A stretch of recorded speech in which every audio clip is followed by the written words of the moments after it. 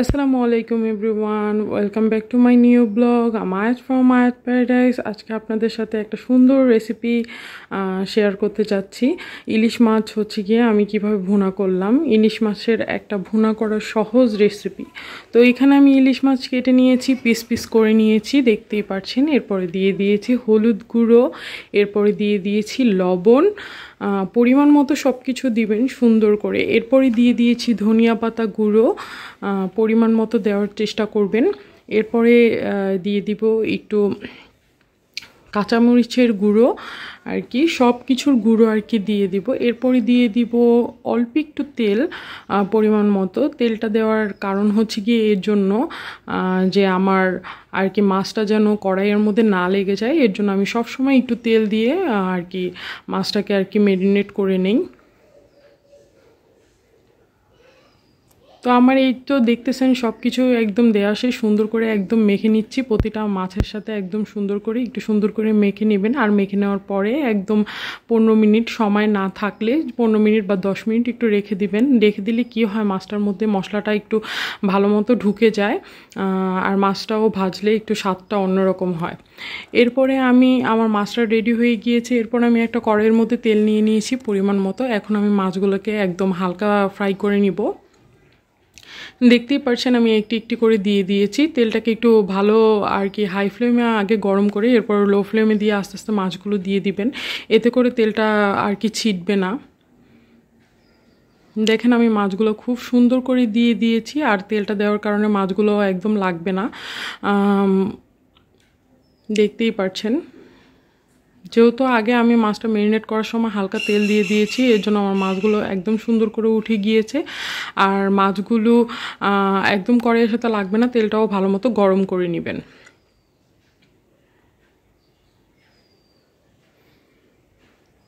এরপরে আমি মাছগুলোকে একদম সুন্দর করে একটি একটি করে পিস করে একদম উঠিয়ে নিয়েছি। দেখেছেন আমার মাছগুলো কি সুন্দর হয়েছে, একটা পিসও কিন্তু ভাঙে নাই।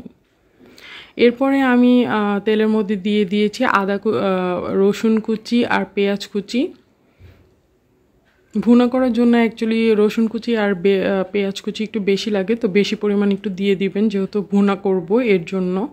এরপরে দিয়ে দিয়েছি পরিমাণ মতো লবণ। যেহেতু আমরা লবণ দিয়ে মাছটা আগে মাখিয়েছি, এর জন্য লবণের পরিমাণটা ভুনা করার সময় খানিকটা কমই লাগে। তো সবাই নিজেদের স্বাদ মতো আর কি লবণ পরিমাণ মতো দিয়ে নেবেন। এরপরে দিয়ে দিয়েছি আমি খানিকটা পানি, যেহেতু এখন আমি আর কি গুঁড়োগুলো অ্যাড করব। এখানে দিয়ে দিয়েছি মরিচের গুঁড়ো পরিমাণ মতো, দিয়ে দিয়েছি হলুদের গুঁড়ো, এরপরে দিয়ে দিয়েছি ধনিয়া পাতার গুঁড়ো। মাছের মধ্যে সব ধরনের গুঁড়োগুলো দিলে অ্যাকচুয়ালি ভুনা মাছের ক্ষেত্রে মাছটা খুবই স্বাদ হয়। একটু আর কি আদা রসুন বাটার পানি দিয়ে দিয়েছি। আমার এখানে আদা রসুন বাটা একদমই দেখতে পাচ্ছেন এগুলো একদমই ফ্রিজে ছিল, এটা শক্ত হয়েছিল, তো আদা রসুন বাটাটা আমি আর কি পরে অ্যাড করব। তো এখানে হালকা পানি দিয়ে আমি এটা মেল্ট করার জন্য আর কি ঢাকনা দিয়ে ঢেকে দিব, তাতে করে এটা সিদ্ধ হয়ে যাবে আর মেল্ট হয়ে যাবে, গলে যাবে। এরপরে আমার আদাটাও রেডি হয়ে গিয়েছে, যেহেতু এটা বরফে আটকানো ছিল, তো আদাটাও আমি দিয়ে দিয়েছি। আদাটা দিয়ে ভালো মতো আর কি মশলাটা ভালো মতো কষিয়ে নিচ্ছি। এখানে দেখেন আমার হচ্ছে গিয়ে পেঁয়াজ রসুনগুলো একদমই আর কি মেল্ট হয়ে গিয়েছে, একদমই এটা ঘন আর কি হয়ে গিয়েছে। তো এখন হচ্ছে গিয়ে আমার একদমই রেডি। এখন হচ্ছে কি হালকা পানি দিয়ে এটা বলকানোর জন্য আর কি আমি ওয়েট করব। এটা একটা বলক দিলেই আমি মাছগুলোর টুকরো সুন্দর করে দিয়ে দিব। তো এখানে পানি দিয়ে দিয়েছিলাম পরিমাণ মতো, এরপরে মাছগুলো আস্তে আস্তে করে দিয়ে দিয়েছিলাম। আমি সবসময় সহজের মধ্যে আপনাদের রেসিপি দেখানোর চেষ্টা করি। আপনারা ভালো লাগলে অবশ্যই একটা লাইক, একটা কমেন্ট দিয়ে দিবেন।